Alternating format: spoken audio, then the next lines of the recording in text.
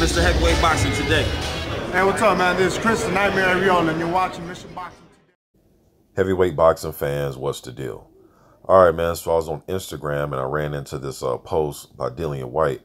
Let me just read what he had to say. He says, at Bronze Bomber, Wilder is a coward and he don't want to fight me. Alexander, his team agreed to fight me ringside last night. Let's see if they will honor their word or will it just be all talk like the others. Let's get it made.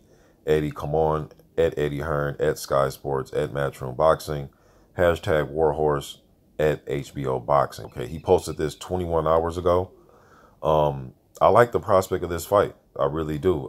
Povetkin was on the undercard of Joshua and Parker. He landed a stunning knockout against David Price. A lot of fans picked him to win the fight by knockout. He did get hurt in the fight. Price did put up a decent fight. He fought. You know what I mean? Price did fight. He tried to fight him back. He actually clipped and hurt Povetkin in the fight. But as far as styles go, I think this is a good stylistic matchup between Dillian Whyte and Povetkin. Whyte will not run away from a fight. And I think he can use his jab and kind of keep Povetkin off balance a little bit and catch Povetkin coming in. And he likes to go to the body. But the thing about him going to the body is he will give Povetkin an opportunity to land his overhand rights and left hooks. And I think it could make for an explosive mid-range or even an up-close type of fight. They may fight in the trenches. You know what I mean? Especially if Povetkin is able to close the distance off on Dillian Whyte. I think Whyte will stand and trade with him and try to give his respect. So that's just my quick thoughts about a style matchup. I can go on and on about it, but just my quick thoughts about that.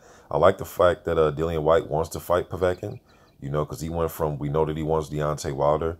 He is, okay, the facts are he is rated #1 by the WBC. That is a fact.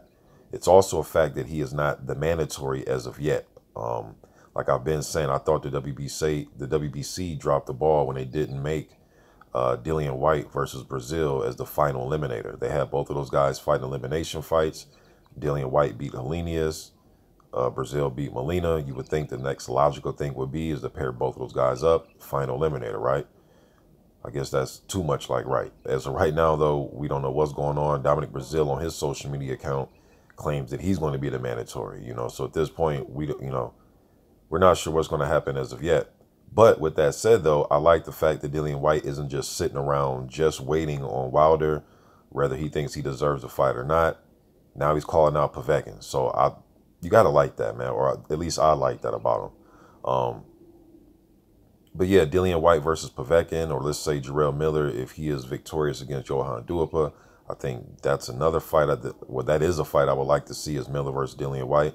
A lot of good fights out there for these guys that are trying to get title shots. They can be fighting each other. To just make it more clear on who are the top guys that should be getting title shots.